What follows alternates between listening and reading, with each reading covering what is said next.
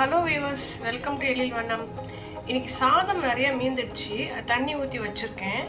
அது தோசை பண்ணலாம் அப்படின்னு சொல்லிட்டு அரிசியும் சாதத்தையும் வச்சுருக்கேன்.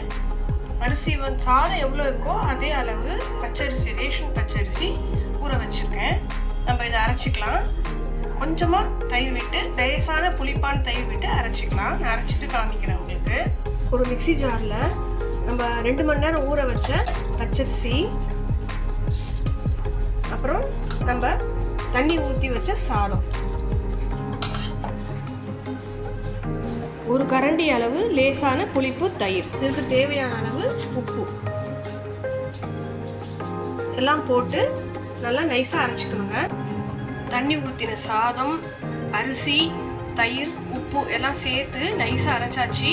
நான் இதுக்கு அரைக்கிறதுக்கு தண்ணி எதுவும் ஊற்றலை. அதை அப்படியே வச்சுருங்க. அரைச்சி வச்ச மாவு 3 hours அப்படியே விட்டாச்சு. இப்போ எப்படி இருக்குன்னு பார்க்கலாம். பாருங்க, நல்லா நுரைச்சி இருக்கு. இப்போ தோசை ஊற்றி காமிக்கிறேங்க உங்களுக்கு.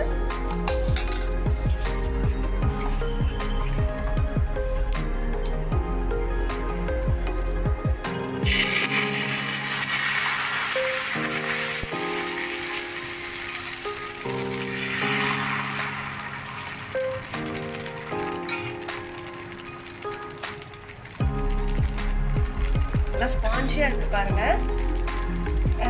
ஃப்ளேம் வந்து மீடியம் ஃப்ளேம் வச்சுக்கோங்க. அப்படியே மூடி வச்சிடலாம். திறந்து பார்க்கலாம். 2 நிமிஷம் இருக்கட்டும். மூடி வச்சிடலாம். இந்த பக்கம் நல்லா கிறிஸ்பி ஆயிடுச்சு. இப்போ எடுத்துடலாம். ஸ்பான்ஜியான ஆப்பம் டேஸ்ட்டில் இருக்கும். ரொம்ப நல்லா இருக்கு பாருங்கள்.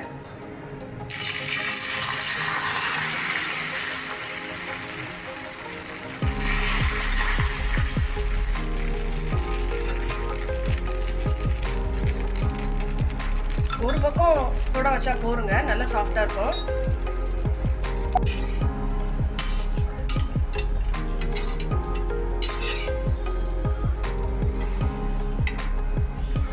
அதாங்க, தோசை ரெடி ஆயிடுச்சு. அவ்வளோதான், சூப்பரான டேஸ்டியான ஸ்பான்ஜி தோசை ரெடி ஆயிடுச்சு. அந்த திக்னஸ் உங்களுக்கு இன்னும் ஸ்பான்ஜியாக வேணும் அப்படின்னா தண்ணி நல்லா ஒட்டை வடிச்சிட்டு மாவு அரைக்கும் போது கெட்டியாக அரைச்சிக்கோங்க. ரொம்ப ரொம்ப சூப்பராக இருக்கும். நீங்களும் ட்ரை பண்ணி பாருங்கள். நான் பிச்சு காமிக்கிறேன் பாருங்கள் எவ்வளோ சாஃப்டாக இருக்குது அப்படின்னு. நீங்களும் செஞ்சு பார்த்துட்டு ஃபீட்பேக் சொல்லுங்கள். தேங்க்யூ.